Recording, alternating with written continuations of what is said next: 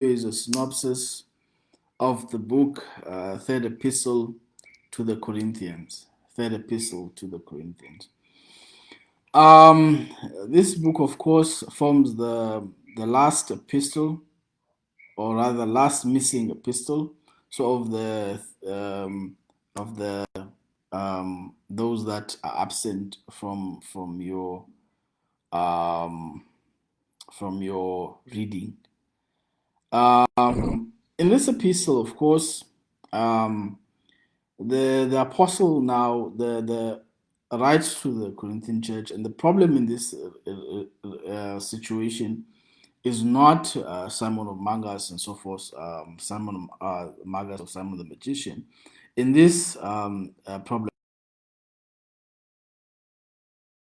the apostle writes in regards to a new problem, which are the Gnostics. Now, agnostics, of course, also believe some of the tenets which are also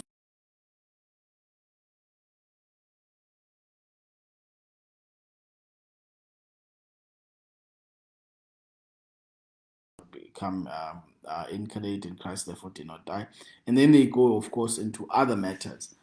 And the Gnostics then challenge the church, even on small things like they then believe that no one should get married and stuff like that. So it becomes a problem for the then church. So the early Gnostics, they come and they try to um, set up their own doctrine. So the apostle then he writes in this context. Um, and he writes, of course, warning the mostly trying to keep now more or less on doctrine which he has given throughout the past letters which he wrote, but more or less here he's trying to ensure that it that the believers stay where they now have been convinced. He has done everything, he has taught them well. Now he says, stay on the faith. There will come exciting ideas, there will come exciting philosophies, but test them. Take your time before you are moved to be anxious. Take your time, wait, and then sift the information through. Pray and let God lead you. So that is what he's trying to say. He does not really go into as different, for example, as First and Second Corinthians, as you have them. He does not go that hard into, even though there are a few verses that are hard, but he does not go into that hard into the doctrine of these persons, which are rather attacking the church.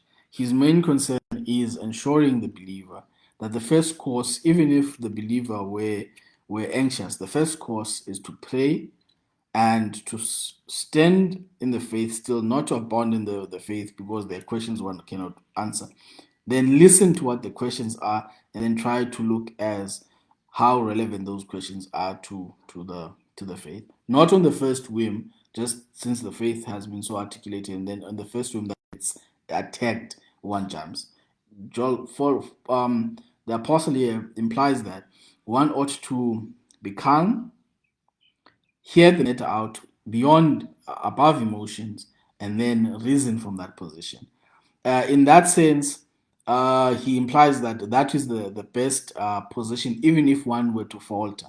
Having prayed, having acted out, not acted in the sense that one is moved by women emotion, but having come to the matter uh, uh, with a soberness and a prayerfulness, even if one were to err, that is the way to approach things. But then he, of course, does himself attack these persons, seeing that they were harassing the church and were not letting go. He then does a bit attack them here on there, subscribing their lot as belonging to hell and so forth. Now, part of the problem here is that um, these were also fellow Christians. So these people that he was talking against were not just outsiders of the faith, but they were internal in the faith, and he allots them the position of hell because of the fact that he had himself interacted with them, he had tried to persuade them, and even when they knew what was right, they had sought to cause pollution. This letter even his strong points are not set out against people he has not himself tried to reason with. He has attempted to reason with these people, and when they were in his presence and when they were in his correspondence, they did not show any ability or grounds to hold their opinions. However, absent himself, they then start again attacking and harassing those who are incapable of arguing, articulating as he does maturely these positions. So his is not the legitimacy to debate or argue their positions. His is the harassment they take on innocent persons who cannot articulate themselves. So he's then trying to show the church in this how to articulate themselves, how to deal with a situation where they are being harassed. So his concern is not really the doctrine, even though he does deal a bit here in a few verses concerning the doctrine, just to reiterate the things that he had taught them. So he, in this verse, takes the position that you already know the things that I have taught you, but I will rehash them so that to show you that these things are not questioned by the state of, and he doesn't really bother himself with dealing with the doctrine of the opposition, but he looks into his own doctrine, saying, "I've already dealt with these things. You just have to keep to the things I have taught you, and these things are straightforward.